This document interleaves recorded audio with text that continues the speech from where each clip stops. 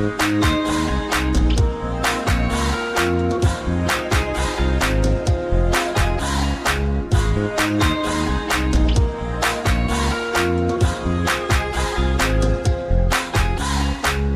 welcome into Lemont Unlocked. My name is Chris Lanuti, and Ice and Lights Festival just happened this past weekend in Lemont. It was my first experience, and I'm going to take you through the fest in case you missed it. I brought all three of my kids out there, ages from 20 to 10, and there was something for everyone, from the ice sculpting to the marshmallow roasting to the fire dancers to all the places along Canal and beyond in the downtown area that were open, some of them having their own events to go along with the festival. We're going to show you at least one of them on this episode, but just so much fun out there. Really a great time. It did not matter that it was 17 degrees as the high. That was the recorded high on that day. The recorded low 6, which you could feel. I feel it now talking about it. It got dark and the wind kicked up and you were like, ooh, it's cold out there. But folks stayed out there and had a great time. All kinds of kids and families and friends out there just enjoying Ice and Lights in Lemont, and we're going to show it to you. Remember, if you want to see any of the podcast episodes, they're always there for you, and you should subscribe.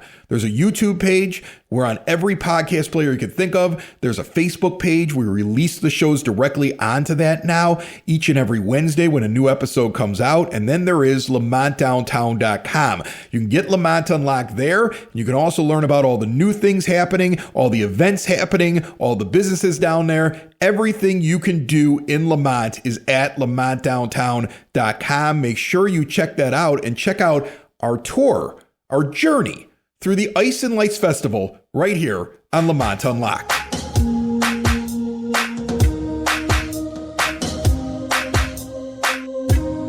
So continuing at the Ice and Lights Festival, I have Samantha Cole. She is the public educator for the Lemont Fire Protection District. And first of all, is this the coldest Ice and Lights Festival you've been at? The coldest one that I have been at, yes. Last year, it was at least 29 degrees. The wind was okay, no wind chill. This is definitely the coldest one I have been at since I've started. Yeah, I mean, when they come up with ideas for me to come out and cover certain things, I really got to start talking about, like, how cold is it going to be? When I'm out? I mean, like, my lips aren't even working out here. So why is it important for Lemont Fire to be out at events like this and not just be fighting fires? Why is it important to be out here with the public? It's important for us to engage with the public. It's important for the kids to actually see the guys, the women in action. It's good for them to see the fire engine. A lot of events will have the fire truck out here as well. It's really good for engaging, putting out safety messages to everybody, letting them know, like, okay, so we have the fire pits out here right now, how to safely roast a marshmallow if you were to do so at home. So there's always a safety message behind everything, but it's just so nice to be out in the public, to engage with everybody, and really just meet all of the awesome people that are in Lemont. Do you get nervous about the pits? I mean, I know that the instinct is you want to put out every fire, but I mean, you got a few fires going here, and it seems like everybody's having a great time with it. No, I'm not nervous at all. It was a little bit harder to start them because of the wind this time, but they're great. They're keeping everybody warm. The kids are having a blast roasting marshmallows. Even the adults are having a good time. And the nice thing is, for adults, you can let your inner child come back out and you can roast marshmallows by the fire like everybody loves to do. Listen, I'm more nervous about the fire dancers. Are they making you? They're making you nervous, aren't they? They're waving fire around, and they have like loose fitting clothing. Like I'm worried it's going to turn into like an Adam Sandler movie over there real quick. They're really awesome. There was a fire performer out here last year as well. This year they have more. Yes, I get nervous, but it's so cool to look at. Not only having the fire performers, having the ice sculptures. We have a live ice sculpture demo in front of us right now. That's really cool. So it's just nice. And we still have the Christmas tree up, so you're still kind of in the Christmas spirit. Yeah, I mean, that's a funny thing. Like, you're all smiles, but I'm like, your job is protecting people. And you got a guy with a chainsaw over here. You got people like throwing fire around over here, and yet you still have a smile on your face. Good for you. Thank you so much. I know. Thank you for joining me in the cold. Of course. I'm not going to stay out here the whole time. No, I'm going to go find a pub.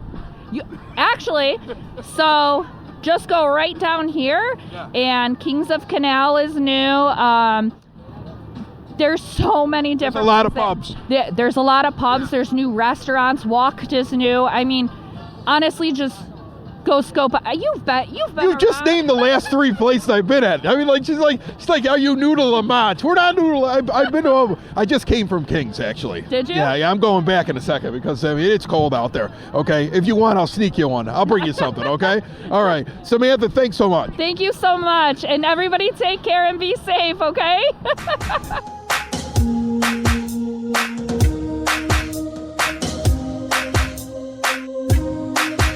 Ice and Lights Fest, and there's some fire dancing going on. The artist known as Lion is standing next to me. Where do you come up with that name? I've always been very attracted to lions. I am a Leo, and underneath all of this is a very big mane. I've always enjoyed growing out my beard, growing out my hair, and I enjoy looking like a lion. All right, that's a good answer. So the fire dancing, which it looks very complex. First, is it something that's keeping you warm? Because it is cold out there. I mean, I see you guys in between performances warming up, but I would think you're a little bit warmer than me. There's fire all around you. Yeah. Well, you know, we are movement artists. A lot of us are circus artists as well. So when we move our body, we generate heat. So that's one plus of being a performer. But obviously having fire next to us, it does help with a little bit of warmth. I know it doesn't look like I'm wearing too much, but these are made out of leather. My shoes are really nice and steel toe boots, so I have some good insulation, maybe 3 to 4 layers underneath all of this. So obviously it's good to stay warm, especially between sets. But moving our bodies, being around the fire, we're managing pretty all right. Right. And you're furry like a lion. So tell me, how much training goes into this? A lot. So what we do, we have to make sure there's a lot of safety training to be had. All of us are professionals who've trained with each other and even taught each other. A lot of us work with the Full Moon Jam nonprofit in Chicago, and we actually, anybody who wants to perform with us, whether you are a professional performer or a hobbyist, must take our safety training to be underneath our insurance and license for that event in the city. And we have the most thorough and extensive fire safety training for fire dancers in the country. So we make sure all of the performers I work with are upheld to those standards. You know, I see some of the dancers using a couple of sticks of fire. Yeah. Then I saw one that was using like about 40 of them. Is that something you work your way up to? Are there tests you have to pass to get to more of them, or what?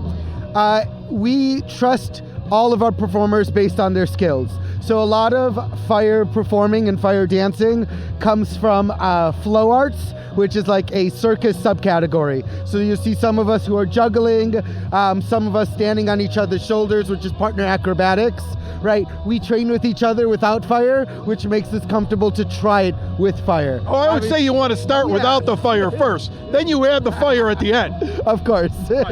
Okay, so a lot of training, a lot of practice. You got to find people. You probably got to sign some waivers and things like that. Yeah. Then you get out here to an event like this. What's it like performing? Because I see the kids out there. They seem to love it. Yes, we do this because we love doing this. Obviously, we try not to say we play with fire, because when you play with it, it might want to hurt you back, right? We have a deep respect for this element. We also just love what we do, and we love inspiring others to chase their dreams and to try new things in a very safe and controlled way, and push their boundaries and push what we could do as humans. Awesome. The artist known as Lion, thanks so much. Of course. Thank you guys, and have a beautiful rest of your night.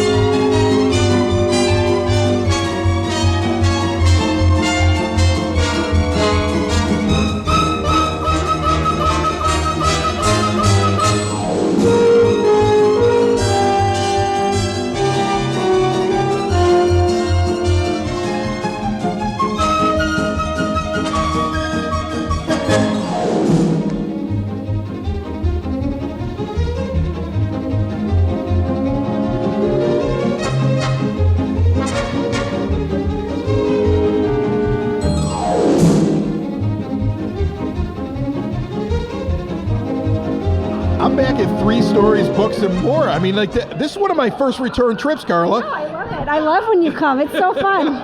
All right, so you got the festival going on outside. I'm frozen. It's really, really cold out there. This is the best place to be. I'm going to tell you that right now. Agreed. I agree. It's the best place to be, but I'm a little biased. So what were you guys doing here? I mean, the fun thing is that like everybody's out there looking at the fire dancers and roasting marshmallows, and then they can walk in here and you got Disney princesses in here. Well, yeah, we're all about melting hearts in here. We got all our princesses in here. We have Snow White and Tinkerbell today, and we love doing everything for the community and for the kids, so that's where we're at today. So how do you plan this stuff? I mean, like for me, like I was never really good at planning things for kids. You seem to have it down. Like there was a table set up with like kids could draw. There's things for them to play with. There's things for them to explore. And you're very calm for a shop owner, because if I had this many kids around all my stuff, I'd be worried.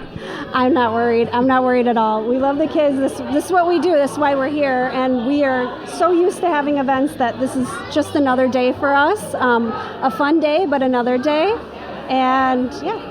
Where do you find the Disney characters? Is there like a place you call, or do you know somebody, or how does that work? So we've actually had them here since the beginning. I'm kind of taking over where Summer left off. She was really great about doing community events and things for the kids.